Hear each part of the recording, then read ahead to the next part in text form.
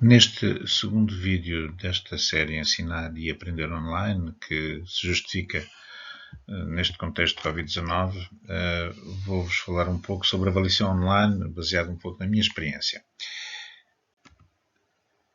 De facto, a avaliação online muda de paradigma completamente e, particularmente, se compararmos com as situações de avaliação que muitos de nós conhecemos, em longas salas, com testes mais ou menos terríficos, e hoje temos a necessidade de modificar os contextos de avaliação, tornando-os muitas vezes em situações muito individualizadas, de longe dos olhares do professor, nesta situação de Covid-19. A avaliação, no seu conceito mais básico, tem a ver com medidas, com a identificação de dados que nos permitam perceber se o nosso aluno, até que ponto adquiriu conhecimentos, até que ponto tem competências, até que ponto as suas capacidades são demonstradas, as suas atitudes e os seus valores. Este é um conceito lato de avaliação que todos nós mais ou menos conhecemos. Uma definição de avaliação, podemos considerar que estamos aqui neste ecrã como um processo sistemático contínuo que se baseia na recolha por parte do professor de dados relativos aos vários domínios da aprendizagem e que evidenciam os conhecimentos e as competências adquiridas pelos alunos, bem como as capacidades e atitudes por eles desenvolvidos. Esta é uma definição genérica e que nos pode guiar um pouco na abordagem a este tema da avaliação online. No fundo, avaliar em contexto educativo tem uma premissa que é muito, muito importante, que é eu, quando concebo uma estratégia de ensino, e obviamente identificando o contexto, eu tenho de prever imediatamente nessa concepção quais são os momentos em que vou fazer a avaliação, de que modo é que eu vou fazer e quais são os dispositivos que vou utilizar para essa avaliação. Tendo em conta sempre, de uma forma muito clara, que devo avaliar aquilo que intencionalmente é trabalhado ao longo de uma determinada unidade didática. Para simplificar, apesar de nem sempre estas três dimensões da avaliação serem presentes nos textos normativos, considero que existem, de facto, três momentos de avaliação, ou três espaços de avaliação. Não são propriamente momentos. Tendo em conta que toda a avaliação que é feita é uma avaliação formativa, e inclusivamente a própria avaliação sumativa ela deve ter características formativas. A avaliação diagnóstica é aquela que é feita antes seja do que for, antes da unidade didática, antes do trimestre, antes do ano letivo, e tendo em conta muito aquilo que é o contexto dos trabalhos dos alunos, particularmente agora neste contexto. A avaliação formativa é uma avaliação que permite que o aluno adquira competências de autorregulação. O posicionamento do professor, portanto, que pode ajustar o seu modelo de ensino-aprendizagem aos resultados da avaliação formativa, e esta avaliação pode ser feita pelo professor, pelo aluno, pelo professor e aluno em conjunto, ou por partilha entre pares. E é uma avaliação que deve ser feita com muita frequência. A avaliação sumativa pretende identificar as competências que os alunos adquirem ao longo de um determinado período. Mesmo assim, considera-se que, mesmo na avaliação sumativa, os docentes devem dar o seu feedback, por um lado, pela classificação, que no fundo é um feedback muito curto, de qualquer modo significativo, mas também pela disponibilização de respostas certas dos testes que lhes pedimos que executem. Obviamente, esta também deve ter um caráter formativo. Repito, a avaliação tem de estar alinhada com o ensino e, obviamente, tem de estar alinhada com o currículo. Tendo em conta isso, há um conjunto de recomendações que podem ser deixadas primeiro. Temos de identificar com alguma clareza qual é o contexto de aprendizagem do aluno, o local onde está, os equipamentos disponíveis, o apoio que tem ou não dos pais ou dos cuidadores respectivos. Por outro lado, outra dimensão, o tempo de trabalho autónomo, ou seja, nós temos de prever um tempo razoável para que o aluno possa realizar as suas tarefas de uma forma adequada, e tendo em conta também que não é a única disciplina que eles têm E, finalmente, nós devemos, inicialmente, até identificar com rigor o que é que se espera que o aluno aprenda num determinado momento, numa determinada unidade. Isso é fundamental. Vejamos agora as ferramentas digitais que nós temos disponíveis para a nossa atividade. Comecemos por as ferramentas de gestão da aprendizagem e da comunicação, que devem ser utilizadas em conjunto e de uma forma harmoniosa, e podemos dar como exemplos, como ferramentas de gestão da aprendizagem, o vulgares LMS, o Moodle, o Google Classrooms, o Teams, eventualmente outros, que possam existir no mercado e disponibilizados até de forma gratuita. Temos e todos os agrupamentos devem ter um destes softwares para fazer a gestão integrada da aprendizagem dos alunos. As ferramentas de comunicação síncrona servem para complementar exatamente esse espaço de aprendizagem, e os mais conhecidos e que estão a ser mais utilizados serão naturalmente o Zoom, o Webex, eventualmente algumas ferramentas do Google, Google Hangouts, por exemplo. Portanto, são apenas ferramentas que se complementam e que dão bastante bom resultado e podem, obviamente, suportar as avaliações que são feitas através de outros instrumentos que não estes. Depois há um outro tipo de ferramentas que podem ser utilizadas aqui especificamente para a avaliação, e esta avaliação também pode ser de qualquer tipo. Pode ser uma avaliação diagnóstica que se faz muito bem através de qualquer um destes softwares que aí estão colocados. Pode ser uma avaliação sumativa e pode ser uma avaliação formativa.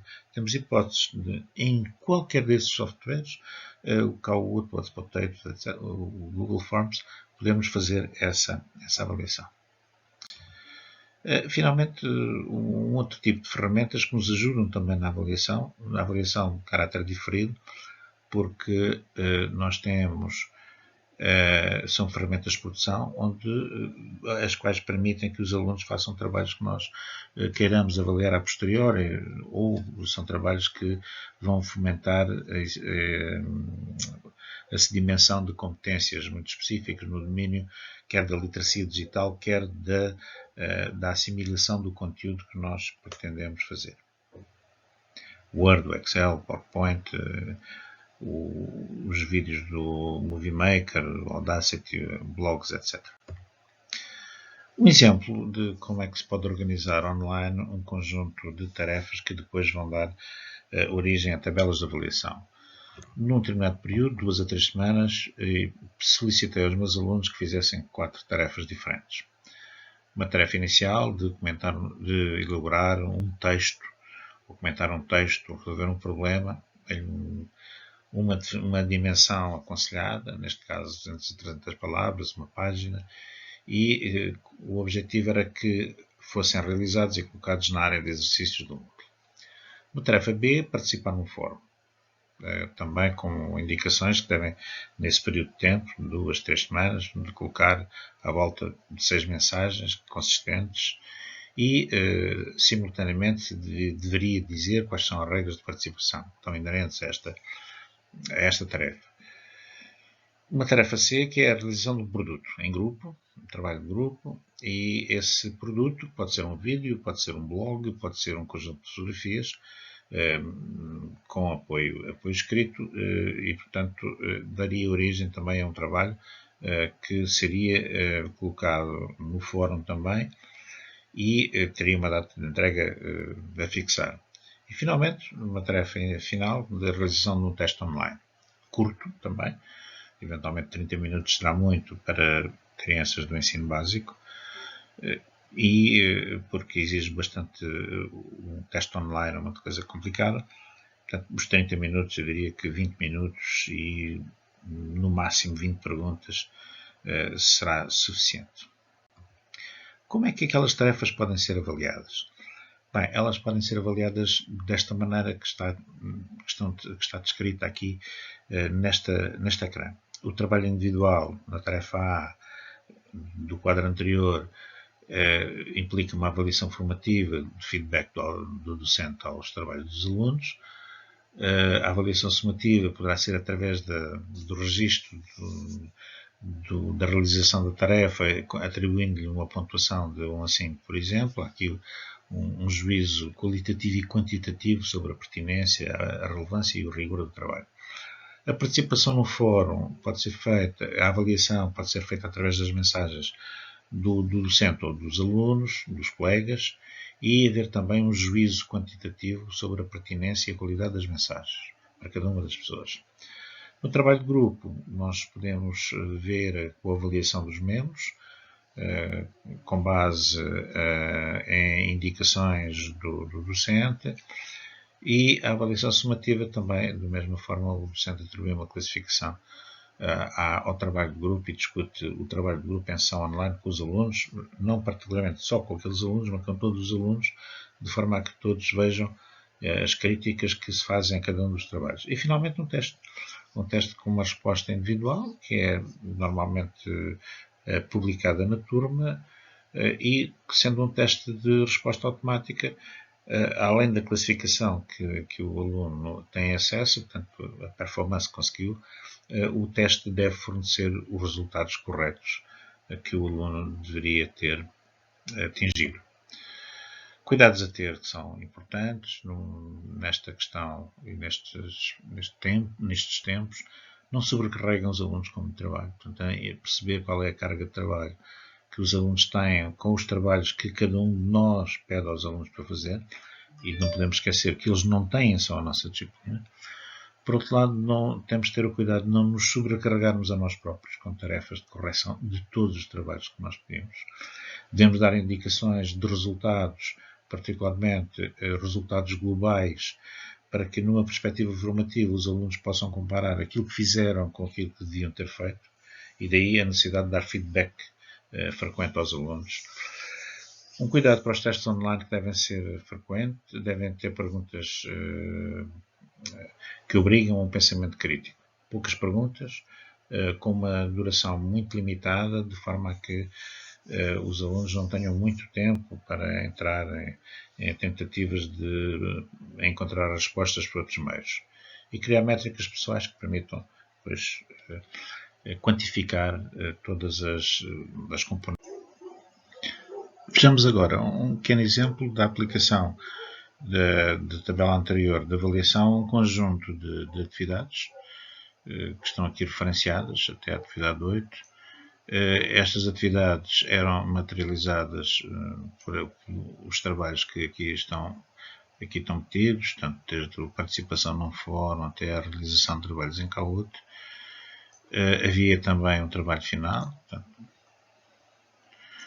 e vê-se aqui, portanto, os alunos que são colocados nesta linha, e depois temos as classificações que eles vão obter em cada uma das atividades, numa perspectiva formativa e sumativa, portanto, tendo aqui os valores máximos que cada uma das atividades valia e as respectivas pontuações. E depois, no final, há de haver aqui uma classificação, nesta coluna, que vai dar origem à classificação sumativa final, que há de ser uma integração entre os processos e os produtos que os alunos demonstram ser capazes de fazer. E, finalmente, algumas inquietações. Nós avaliamos produtos ou processos. Provavelmente ambos. Como é que garantimos a credibilidade dos testes online e dos trabalhos escritos? Da mesma forma que o fazemos no presencial. Quem garante que os trabalhos que os alunos entregam e que não são feitos na aula são trabalhos feitos pelos próprios? E uma terceira questão é como é que nós calculamos a carga de trabalho que solicitamos aos alunos? Temos de perceber que eles têm de ter um tempo de leitura, de pesquisa, de execução das atividades solicitadas e, por outro lado, também temos de pensar que a leitura digital não é a mesma coisa que a leitura em papel, demora mais tempo. E, portanto, uma sugestão que faço é que nós tentemos fazer as atividades exatamente como o aluno faria, cronometremos o tempo e depois multipliquemos por 2 ou por 3, conforme o nível em que os alunos estão, para obter o tempo que o aluno provavelmente vai demorar. Uns demorarão mais, outros demorarão menos, mas para ultrapassar estas objeções, digamos, um conselho final: não sobrevalorizar a avaliação sumativa. Portanto, dar muita ênfase ao trabalho autónomo e à autoavaliação e à avaliação formativa. E mostramos aos alunos, confiamos neles. Portanto, muitos dos alunos gostam que os professores os demonstrem, de forma a que eles se sintam confiantes também. E é tudo. Desejo bom trabalho e, naturalmente, saúde.